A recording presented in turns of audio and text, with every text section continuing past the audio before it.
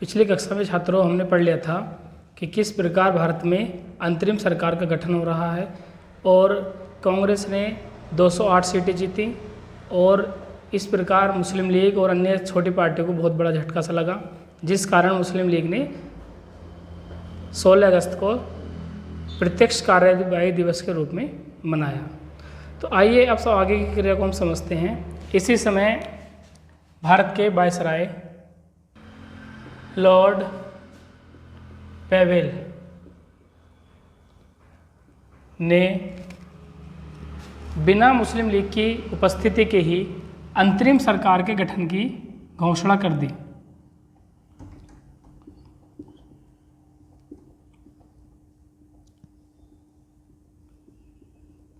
और ये काम कब हुआ? 2 सितंबर 1946 को, यानी कि अगस्त में चुनाव संपन्न हुए और 16 अगस्त को मुस्लिम लीग ने प्रत्यक्ष कार्रवाई दिवस के रूप में मना दिया और चुनावों का बहिष्कार किया। और उसके तुरंत बाद ही सितंबर में अंतरिम सरकार का गठन होना तय हुआ और इस अंतरिम सरकार में लगभग 14 मंत्री बनाए गए। तो अब हमें समझना है कि वो मंत्री कौन कौन थे और किस मंत्री को कौन सा विभाग दिया गया था। यहाँ से कई बार प्रश्न पूछे जाते हैं, तो आइए समझते हैं एक एक मंत्री को। देखिए, जब प्रारंभ में अंतरिम सरकार का गठन 2 सितंबर 1946 को बिना मुस्लिम लीग की उपस्थिति के बना, तो उस समय 14 मंत्री मुख्य रूप से बने थे और उन 14 में से हमने कुछ मंत्रियों के नाम यहाँ पर लिखे हैं और उनसे संबंधित विभाग। कई बार परीक्षाओं में इनसे सीधे प्रश्न पूछ लिए जाते हैं। जैसा कि भारत में 2024 के चुनावों के बाद नई केंद्रीय सरकार का गठन हुआ है, तो उसमें भी आप देखते हैं कि विदेश मंत्रालय किसको दिया गया है? एस जयशंकर। गृह मंत्रालय किसको दिया गया है? अमित शाह। तो उसी तरह से ये हमारा भारत का पहला अंतरिम मंत्रिमंडल है। तो आपको वर्तमान के मंत्री और अंतरिम सरकार के मंत्री दोनों को साथ साथ याद करते हुए चलना है। तो देखिए, जवाहरलाल नेहरू को उस समय विदेश मंत्रालय और राष्ट्रमंडल से संबंधित मामलों का उपाध्यक्ष चुना गया था। अब ये राष्ट्रमंडल क्या है? वे सभी राष्ट्र जिन पर कभी ब्रिटेन का शासन रहा है वो देश कॉमनवेल्थ में शामिल होते हैं और उन्हीं को बोलते हैं राष्ट्रमंडल। तो उसमें भारत का उपाध्यक्ष किसको चुना गया है? जवाहरलाल नेहरू को। सरदार पटेल को गृह सूचना व प्रसारण मंत्रालय चुना गया है और वर्तमान में कौन है? अमित शाह। अमित शाह। विदेश मंत्री इस समय कौन है? एस जयशंकर। राजेंद्र प्रसाद कृषि मंत्री। आप कमेंट करके बताइए इस समय कृषि मंत्री किसको बनाया गया है? चक्रवर्ती राजगोपालाचारी। इनको कला, शिक्षा और स्वास्थ्य मंत्रालय दिया गया। बलदेव सिंह रक्षा मंत्री। इस समय रक्षा मंत्री कौन है? राजनाथ सिंह। जॉन मथाई वित्त मंत्रालय। वर्तमान में वित्त मंत्री कौन है? निर्मला सीतारमण। आसफ अली रेलवे संचार मंत्री। सैयद अली जौहर कानून मंत्री। तो ये उस समय के हमारे 14 मंत्रियों में से कुछ प्रमुख मंत्री और उनके विभाग थे। इसके बाद कुछ दिनों के मुस्लिम लीग ने भी अपने कुछ सदस्यों को इसमें शामिल करने की शर्त रखी, क्योंकि मुस्लिम लीग को लगने लगा था कि यदि हम पीछे हट गए तो कांग्रेस अपने ही दम पर मंत्रियों को बना करके और शासन आगे चलाने लगेगी। तो इसलिए उसने सोचा कि क्यों ना हम भी इस मंत्रिमंडल में अपने सदस्यों को शामिल करें। तो बाद में इस मंत्रिमंडल का पुनर्गठन किया गया और 14 के बजाय अब मंत्री बनाए गए पुनर्गठन के बाद 15। तो अब 15 मंत्रियों में से अब हमें देखना है कि कौन कौन से मंत्री जो हैं बदल गए थे। तो जैसे यहाँ पर आप देखते हैं वित्त मंत्रालय किसको दिया गया था? जॉन मथाई को। तो जॉन मथाई के बाद ये वित्त मंत्रालय पुनर्गठन के बाद गया था। लिख लेते हैं, आइए, पुनर्गठन के बाद मंत्रालय। तो अंतरिम सरकार में पुनर्गठन के बाद जैसा कि हमने पढ़ा था, प्रारंभ में 14 मंत्री थे और बाद में 15 मंत्री हो गए। अगर एक प्रश्न आपसे पूछा जाए कि अंतरिम सरकार का जब गठन हुआ था उस समय अध्यक्ष कौन थे इसके, तो इस समय इसके अध्यक्ष थे वायसराय लॉर्ड बेवेल और उपाध्यक्ष थे जवाहरलाल नेहरू। तो ये आपको याद रखना है। तो पुनर्गठन के पहले वित्त मंत्रालय जॉन मथाई के पास था और पुनर्गठन के बाद वित्त मंत्रालय किसके पास आ गया था? लियाकत अली के पास। स्वास्थ्य मंत्रालय राजगोपालाचारी के पास था, उसके बाद किसके पास आए थे? गजनफर अली खान। रेल व संचार मंत्रालय आसफ अली के पास था, उसके बाद अब्दुल रब निस्तर के पास आ गया। कानून मंत्रालय जो अली जहीर के पास था, ये किसके पास आ गया? जोगेंद्र नाथ मंडल के पास आ गया। अब ये श्रम मंत्री, ये श्रम मंत्री जो 14 पद थे उसमें 15 पद यही जोड़ा गया था श्रम मंत्रालय का, और इसके पहले दलित नेता के रूप में हम इनको देखते हैं। कौन थे ये? जगजीवन राम।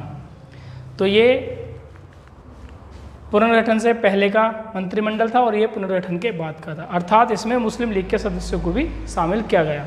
तो इस प्रकार भारत का यह अंतरिम मंत्रिमंडल तब बन करके तैयार हो गया। इस मंत्रिमंडल के बनने के बाद शुरू होता है संविधान सभा के निर्माण का कार्य। और जब संविधान सभा बनी तो संविधान सभा की पहली बैठक 9 दिसंबर 1946 को होती है। तो संविधान सभा की पहली बैठक 9 दिसंबर 1946 को होती है। तो सितंबर के बाद अक्टूबर नवंबर 2 माह सरकार चलती है और उसके बाद 9 दिसंबर 1946 को संविधान के निर्माण के लिए क्या शुरू हो जाता है? संविधान सभा का गठन। तो संविधान सभा की जो पहली बैठक थी वो कब शुरू हुई थी? 9 दिसंबर 1946 को। तो आइए समझते हैं संविधान सभा की पहली बैठक में क्या हुआ, क्या क्या मुद्दों पर चर्चा हुई, इसमें कौन अध्यक्ष बना, कौन उपाध्यक्ष बना। तो आइए स्टार्ट करते हैं। देखिए, अंतरिम मंत्रिमंडल बनने के बाद जब मुस्लिम लीग के सदस्यों को भी इसमें शामिल कर लिया गया तो 9 दिसंबर 1946 को होती है संविधान सभा की पहली बैठक। वास्तव में मुस्लिम लीग के सदस्य आए ही इसलिए थे ताकि हम संविधान के निर्माण में अगर उनके अनुसार चीज़ें होंगी तो वो सहयोग करेंगे और नहीं होंगी तो बहिष्कार करेंगे। तो ऐसी ही स्थितियों को देखते हुए 9 दिसंबर 1946 को जब संविधान सभा की पहली बैठक होती है, संविधान सभा की पहली बैठक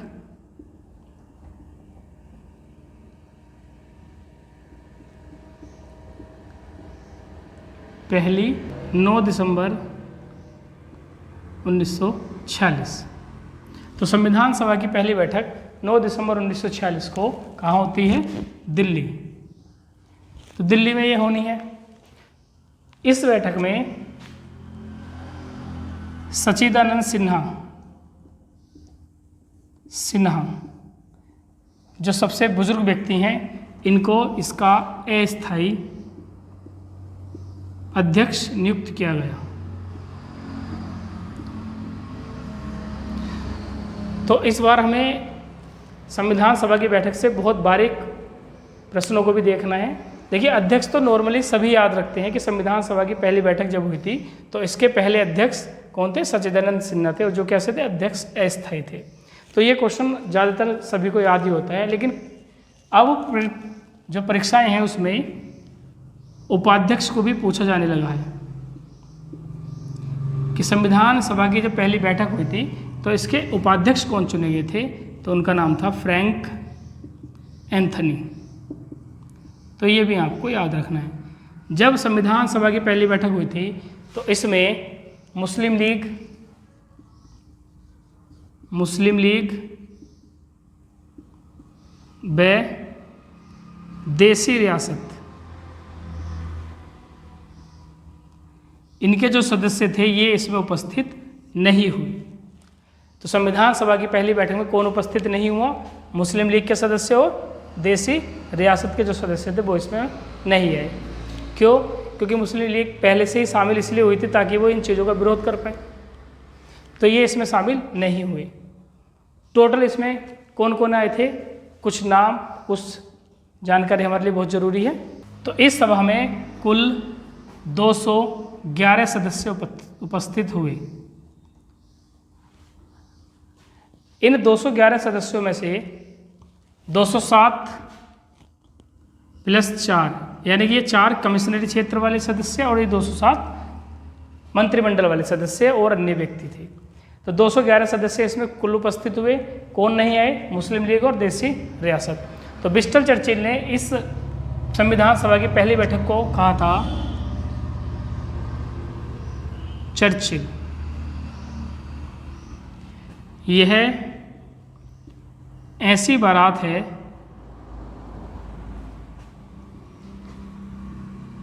जिसकी दुल्हन ही गायब है। तो ये कथन संविधान सभा की पहली बैठक के लिए किसका था? ब्रिस्टल चर्चिल का था। ब्रिस्टल चर्चिल कौन थे? ब्रिटेन के प्रधानमंत्री रहे हैं। आगे इन सब के बारे में हम विस्तार चर्चा करते रहेंगे। सच्चिदानंद सिन्हा अस्थायी अध्यक्ष संविधान सभा के पहले।